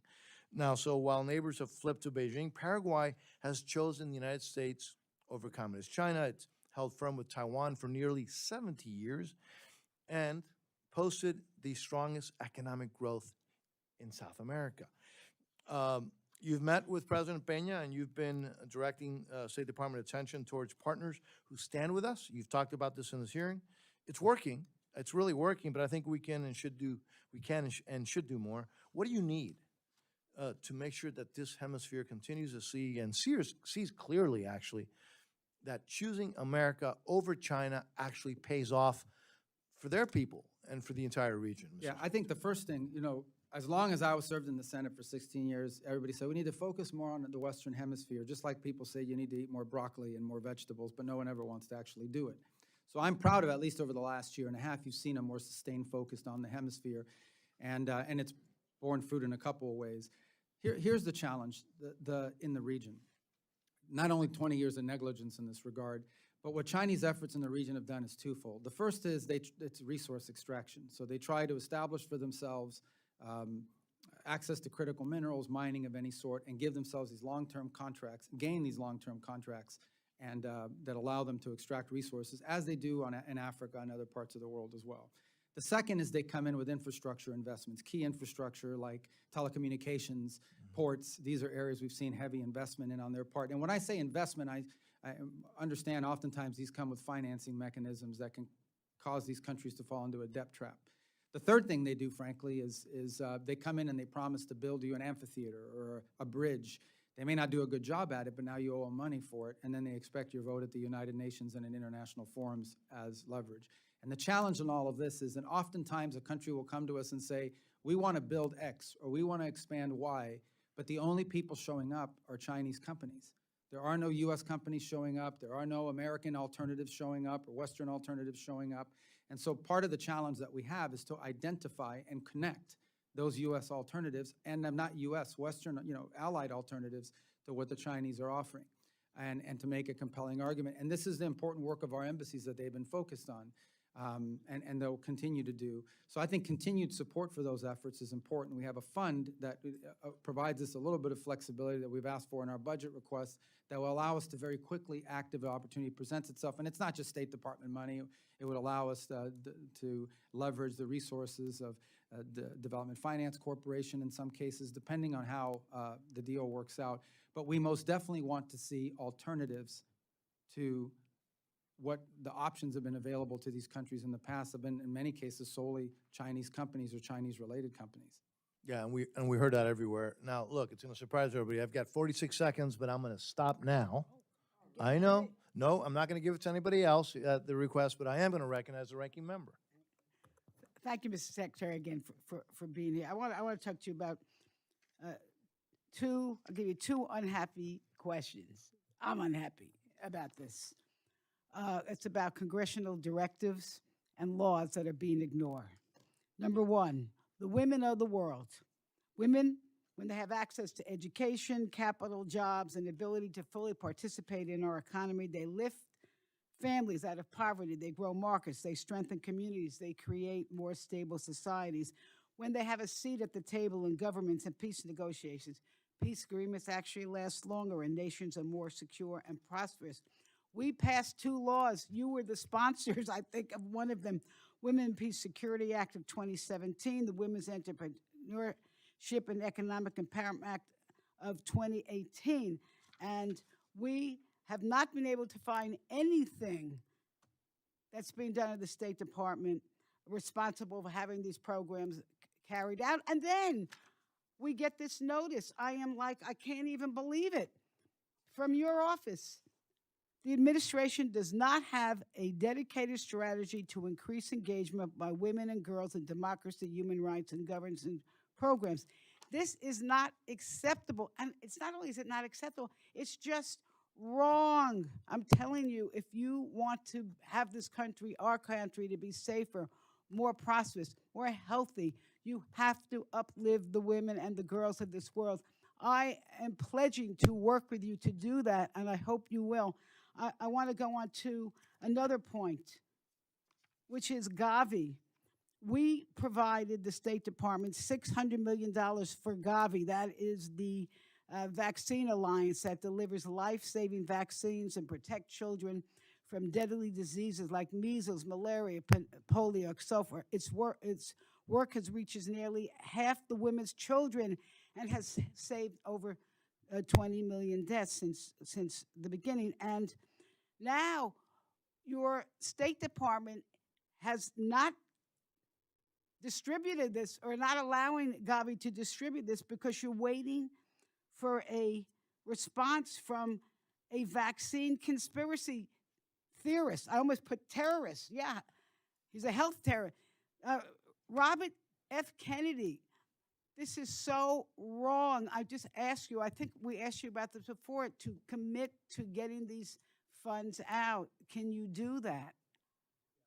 I mean, first of all, I don't think it's fair to call Secretary Kennedy a terrorist. I mean, he has strong views on health issues, and you may not agree with them, but I think by and large, he's also made a positive contribution to this administration in a variety of fields, whether you agree with it or not. That's, I Okay, agree well, with it anyway, regardless. listen, you know what? But let me talk about Gavi in specific. As you understand, that obviously that's been largely a State Department prerogative. In the past, at the direction of the President, we've allowed Secretary Kennedy, we've worked with Secretary Kennedy on his input to get reforms from Gavi. He wants reforms from the organization, and we've been supportive in pushing those reforms. And what I told the committee in the Senate a moment ago is we've now reached the stage, not anything negative towards Secretary Kennedy, where we've now reached the stage where the State Department will become more engaged in making sure we can reach an outcome, because we have to get to an outcome here. Okay, but just that to allows us reserve to my time, preserve our I heard equities. what you But said. we do want the reforms that he supports. All right, well, I don't know what reforms. I can't even imagine this man knows what he's talking about. But the fact is, we need to get these vaccines out. Then I just want to, I do want to just say this, that we're still waiting for reports to Congress on the Women, Peace, and Security Act. I hope you can get that to us. You told us that the regional bureaus have dedicated staff on women. Tell us who to call, because we haven't been able to make any headway on that. And I just want to end with this. Two things I wanted to say. First of all, this ICE is an abomination. And what they're doing, and the immigration policy in this country is an embarrassment. It is inhumane. But it is crazy that you want to let people in from South Africa because they can assimilate, while you're throwing out hundreds of thousands of people who have already assimilated and that are important parts of our economy and family life. Secondly, I just want to end with this. I hope that this administration will have the patience in reaching a diplomatic agreement to keep Iran from obtaining a nuclear weapon. But a trade-off should not be giving them the ability to fund proxy terrorists. And with that, I thank you again for being here, and I yield back. Thank you, and you did. Mr. Edwards. Thank you again, Secretary Rubio. We appreciate that you've had an intense day up here on Capitol Hill, and that More intense here than the Senate, I'll tell you that. and that you've been here to share your thoughts, your philosophies, and you've been so transparent with this subcommittee, even where there are obviously some places that we don't agree. But I again can't tell you how much I appreciate the focus of the administration abroad. With that, I've just got one question, fairly short. The U.S. Foundation for Natural Security and Counterterrorism was passed into law as the U.S. Foundation for International Conservation at the end of 2024. And as you know, this foundation was created with the understanding that mismanaged, impoverished, and protected areas across the globe can become safe havens for transnational organized crime, drug cartels, and terrorist networks, all core principles that would fit under the America First agenda. However, funds for the foundation, now under the purview of the State Department, have not been launched, and the funding is frozen. And because the foundation's 2-to-1 private-public match, there's about $600 million that could be stabilizing East Africa and the Sahel region, cracking down on illegal Chinese fishing, stopping cartel-driven deforestation in the Amazon with protected area enforcement. Is this foundation something that you're committed to? And if so, what would need to happen for that to become activated and for the funding to be Well, released? you may correct me if I'm wrong. I think the foundation depends on some appointments that need to happen to there's a governing structure to it that has both presidential and congressional appointments. I think those have not happened yet. And I know that's probably taken longer as a supporter than you would want it to see happen in others. We can't really activate this until it's stood up, and right now it just hasn't been, the governing structure of it is not in place for a variety of reasons. I would imagine part of it is the change in administration with so much going on. We just haven't gotten to the point where we've gotten, I don't believe we have the congressional appointments either on that. I may be wrong about that, but I don't believe so as well. So let me get back to you on where we stand on these appointments, because having that governing structure in place is what's necessary in order for it to be deployed. I can tell you I've heard a lot about it, and has strong supporters in both the House and Senate in both parties. If I'm not mistaken, I think Senator Graham was involved in this effort in the Senate along with Senator Coons, and I'm not sure who the sponsors were on this side. So we've had numerous inquiries, but we've got to get those appointments before we can activate it. All right, thank you. We'll follow up as well. I yield. Thank you. Ranking Member Delora. Thank you, Mr. Chairman. Mr. Secretary, we're currently in the midst of a significant outbreak of a type of Ebola that has no authorized treatment or vaccine. The outbreak is occurring in a region of the world that really is highly insecure, and in the wake of the administration's withdrawal from the World Health Organization, the dismantling of USAID, and the State Department's restructuring of global health engagements, impacting the Centers for Disease Control and Prevention. It is now my understanding that the State Department is now rushing millions of dollars for the response. I would have preferred for funding to be spent on preparedness and detection, just as you outlined in your global health strategy. But here we are, with a growing case counts and people dying. In 2014, in an op-ed, you wrote that it was, quote, inexcusable, end quote, that no senior official had been designated to lead the U.S. Ebola response under President Obama. And today, there is no single designated lead. And the senior National Security Council position responsible for coordinating infectious disease and biosecurity is vacant. Mr. Secretary, who is in charge of the Ebola response, and how is that different from what you called inexcusable in 2014? Well, it's different in a couple ways. First of all, our response has actually been faster than the response in 2014, both in the ability to flow funds to our partners in the region and in standing up all kinds of facilities. Let me answer the second question first and then get back to the first. We are, at this time, it's an interagency process in which multiple agencies are involved in this response. The U.S. State Department's taking a lead in some aspects of it, but even Department of War is involved in the sense of flowing, for example, the standing up of this clinic, this observation post in Kenya that will allow us to observe exposed Americans or suspected exposures for 21 days. If they are infected, those Americans will be transported to a treatment facility somewhere in Europe or maybe stateside. If after 21 days they're not infected, they continue home. We're standing up that facility. But we flowed, I believe, well over $200 million to partners in this response. This is not a scramble. This is something that broke out in a rural area of a war-torn country and was underreported for over a month. Not because of anything other than the fact that it was in a rural area in a war-torn country that was highly unstable. On your first point about who's in charge, one of the things that's being discussed in the interagency is whether we need to stand up a specific individuals for this specific case.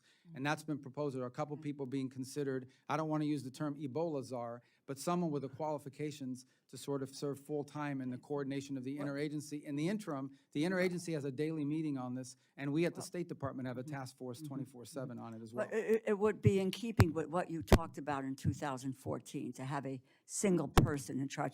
It's always better to have a point person. I think you would agree. Well, that is ultimately, you were leading the trying to charge, coordinate working multiple with the agencies. Yeah. Because it has to be interagency, but there is one person who is coordinating them, and the information flows through. So apparently you are thinking about doing that. I think it would be sooner than later, and I would just say that I think in the wake of withdrawing from World Health and dismantling of USAID, I think it has put us in a position of really trying to play catch up in this one, because we should have learned from 2014. Let me just, last year you testified that, quote, "No children are dying on my watch," end quote. Due to the termination of USAID, it has been estimated that the total number of additional child deaths is more than 500,000. While we'll never know the exact number of deaths, I believe that there have been additional child deaths from diarrhea, from malnutrition, from pneumonia, from malaria, and HIV. I would hope that we would really not accept the consequences of the termination of these programs, because it is unacceptable to see that kind of death and destruction, but that we will have learned that we need some of these programs and the apparatus to be in place that help us to prevent these illnesses and be able to respond rapidly, so that we can be in the position of the United States of preventing death, particularly amongst the children of the world. With that, Mr. Chairman, I Thank you, yield Ranking back. Member. And Well, I just say this number keeps getting thrown around. I dispute that. Those numbers are nowhere near reality. That's not reality. That's not a reality that 500,000 Well, I people, would that be happy to try to document it, but 700,000 Mr. Chairman, my time has expired. Well, what about my Thank- time? Well, Do I get time to that's- respond, or I just have to I listen? think, No. I think it's fair for him for the Secretary just for a quick response. Mr. Chairman? The question was asked, and we've been going a Fine, little bit and- over. And then if that's the case, I can go back and No, no, take a look we're at all just- the areas in which this is documented, what the losses are, ranking because I member- have that information. Thank you. The Ranking Member, you can always submit that to the record if you well desire. and Well, we- I just No, want I to accept respond it. to that point. 'cause Let's just it's give a important. quick response, and then Yeah, we'll the move quick on. response is this. No country in the world spends more money, not even close, than the United States does on humanitarian assistance. It's not even close. We spend more money, I believe, than the next 3 or 4 countries combined. So I would argue if there are such tragic cases happening, and I'm sure there are around the world, it's not because we're not spending enough money, it's because the rest of the world is not spending enough money. Mr. Chairman, we will- 126,000 children died from diarrhea, if I can ask the ranking member- 155,000 from I can malnutrition. ask for Ranking Member to suspend, please. Well, we've- but we gave the gentleman a time Well, and it was- to you- challenge if I can ask- documented information, But how If is I- diarrhea? wait, solely wait, the hold on, responsibility of the hold on, United order. States? because the programs that deal The with ranking that member- have been dismantled. We ranking spend more member- money than I anybody hear else. you, Mr. Chairman, Thank and you. I want to be Thank you. responsive. I Thank you. yielded, I ended at my All right. 5 minutes. We will continue. I ended with my 5 minutes. You got your questions, the Secretary, I think, answered it. Now we will go to Mr. Molinar. Thank you, Mr. Chairman. Mr. Secretary, you can add on to whatever you'd like to say further, but I also want to ask if you can, we've learned a lot over the past few years about critical minerals, about reliable supply chains. You've been doing a lot in this area with Pax Silica, Quad Critical Minerals Initials Framework. After you maybe respond, I would love to learn a little bit more about that. Well, I mean, I made my point. My point is we spend more money than anybody else on foreign aid, by far, not even close. And we're going to spend it smarter than we ever have before as well. I mean, part of these health compacts, 32 countries around the world have signed compacts with us that will allow us not just to deal with the acute cases that are occurring, but actually strengthen the health programs of these countries so that they become self-sustaining over time. Some will get there in 5 years, some may take 10. But all these countries love these MOUs because we're building their domestic capabilities to address these challenges. I've always said the best foreign aid program is an aid program that ends because the country doesn't need it anymore. South Korea is a great example. This was a country that was an aid recipient. Today they are an aid donor. We'd love to see that replicated, and these countries that are signing the MOUs love it because they've gone from an era of dependency to an era of self-sustainment that we're helping and partnering with them directly with their healthcare systems.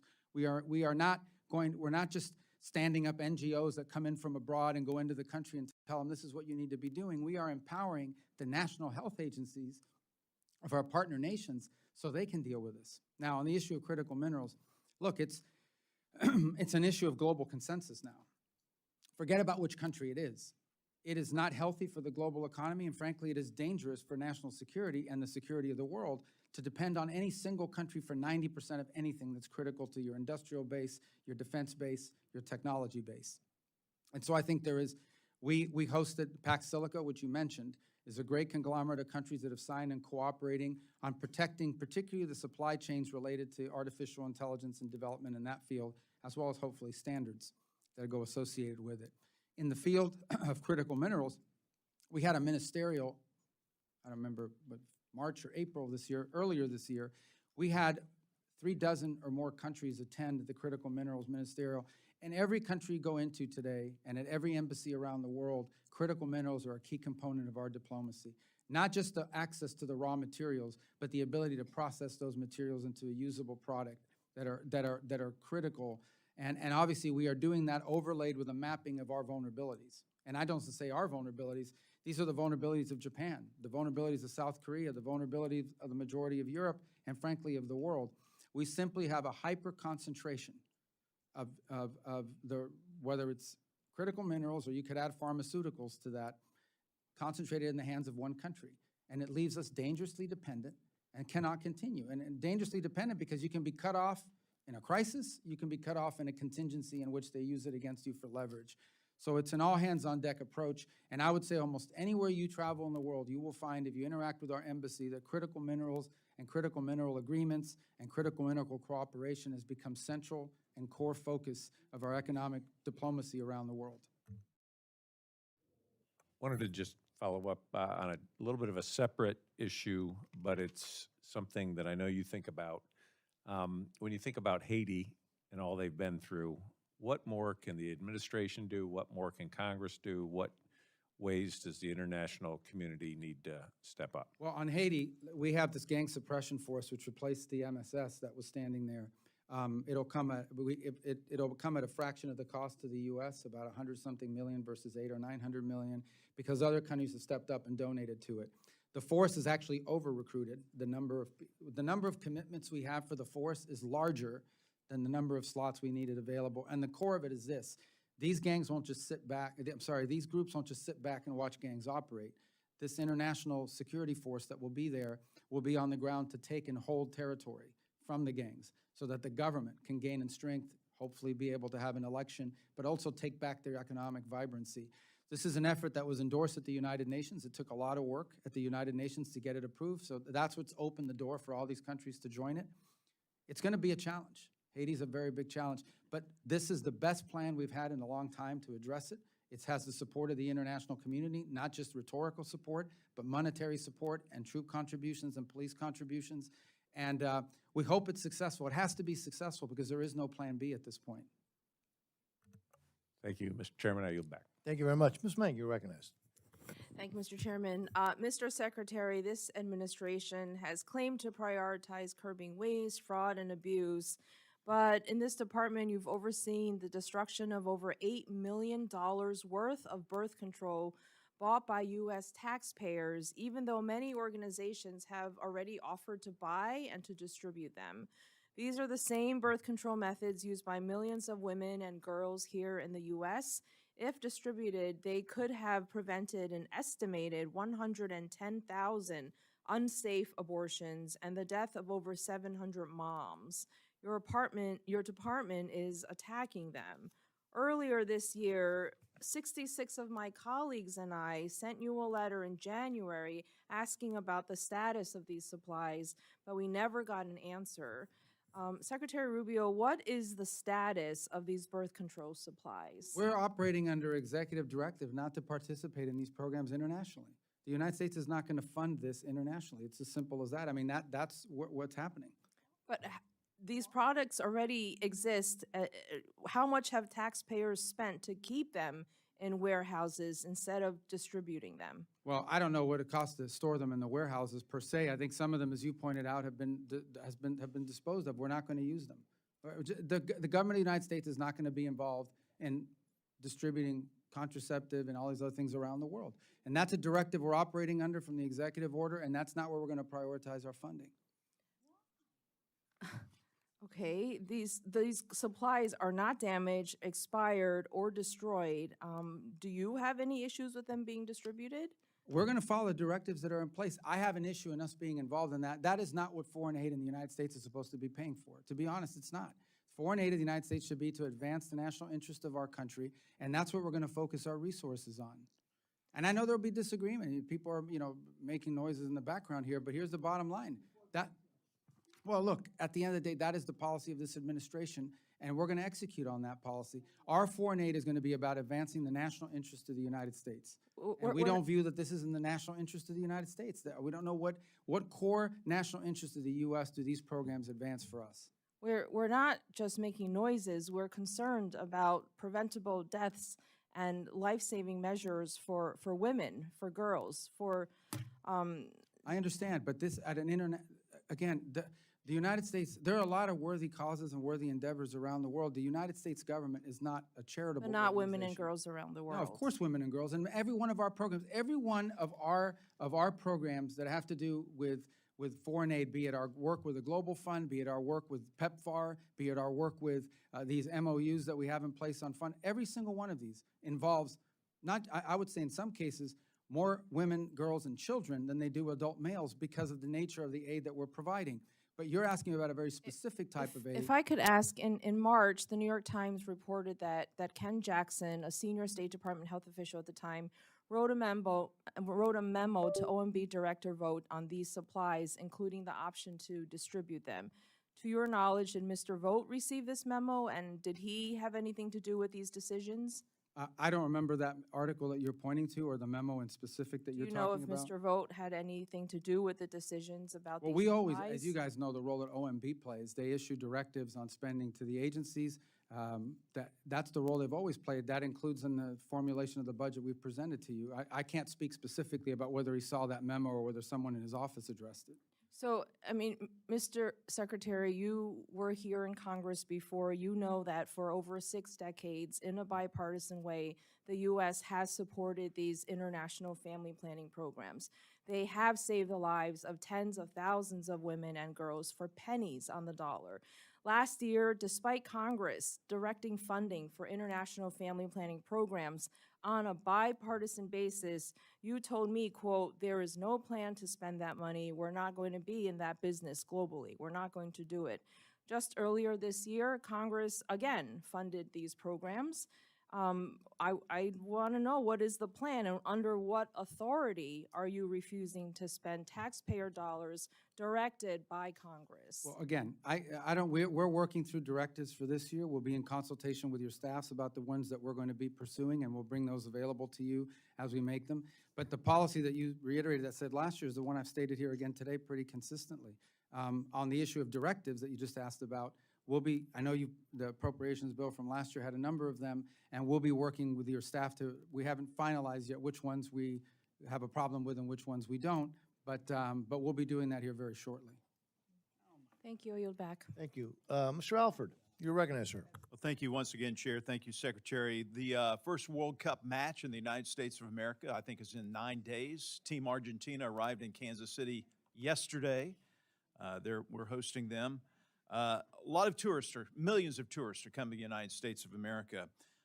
Can you talk about what your department has done to get ready for this massive influx of visitors and make sure that cities like Kansas City receive a return on their investment for these events? Well, as you know, we set up an expedited process for visas for people that own the FIFA card. In essence, the FIFA, you have to prove that you have a ticket, you purchased the ticket, you still go through the vetting, you still go through all that process. But you have to prove that you've bought a ticket to a game, not just that you're coming to attend. So that's for the fans' perspective.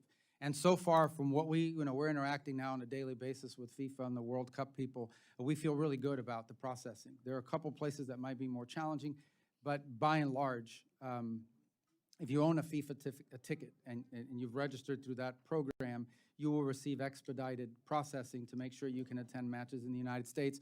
Obviously, it's also being hosted by Canada and Mexico, so that provides some level of complexity because some of the matches might begin in Mexico and wind up finishing in the U.S. But nonetheless, we feel pretty good about where we stand on that.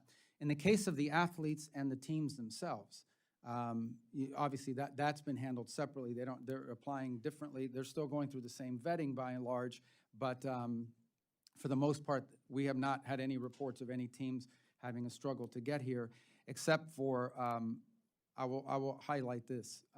The Iranian team has chosen to stay in Mexico as opposed to the United States.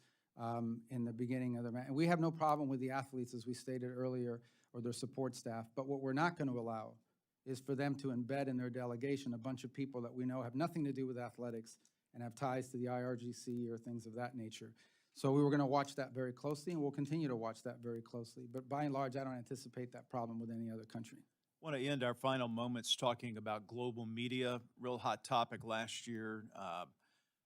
Can you update us on the new broadcasting plans with recent changes to the government's global media investments? How are we reaching people in the communist authoritarian nations? And how have widespread internet outages, for example, in Iran, affected free media from entering into these contested spaces? So while I believe that that program is under the jurisdiction of your committee, we don't entirely, that's an ancillary function to the U.S. State Department. Nonetheless, we have great interest in how it works out because it does have an impact on our diplomacy, on our foreign policy. As you highlighted appropriately, that there was actually an internet outage. It's shut down. The internet was completely shut down in Iran until very recently. It was restarted. So even VPNs wouldn't have worked because you had no access literally to the pipes. They've restarted some limited access to the internet because it was devastating their commercial sector. But it's been problematic. It's been damaging, no doubt about it, and shows you how critical and important it is and why authoritarian regimes are so fearful of it. As you know, recently there was a court order that basically stopped all of the reforms that have been put in place by the previous administrator. So we've had to go back to the drawing board and begin from scratch on rebuilding that global program as a result of that court order. All the decisions that were made by the previous director were also eliminated. Again, we don't control it, but we are involved in giving input and guidance because it does have a direct impact on our ability to conduct diplomacy and on conditions within these countries. Got a minute 30 left. I want to ask one last question. I'm going to pivot back to Gaza just a bit because there's been some allegations made that maybe we aren't living up to our commitment to this 20-point plan. Is the case, sir, not that having to do with Hamas? Hamas was left in place by the previous administration who tied Bibi Netanyahu's hands, refused to let him finish off Hamas, and now we're still having to deal with these terrorists who keep popping up and threatening the people of Gaza who want to get on with a normal life. I mean, at the core is that the issue with Gaza is that our hope is not just for a peace deal. Our hope is for a complete rebuilding of it in a way that's positive, that gives people economic opportunity and some level of governance for themselves without having to be run by a terrorist organization. And so the key to that is investment and attracting. And there's plenty of interest. As I said, both donor countries in the region, companies that want to be involved in the redevelopment, and good people in charge of sort of envisioning what that would look like. The fundamental challenge at the end of the day will always be that you can get all the pledges you want for assistance in rebuilding. You can get all the interest you want from those who want to go in and be a part of it. No one is going to invest there as long as Hamas is militarized.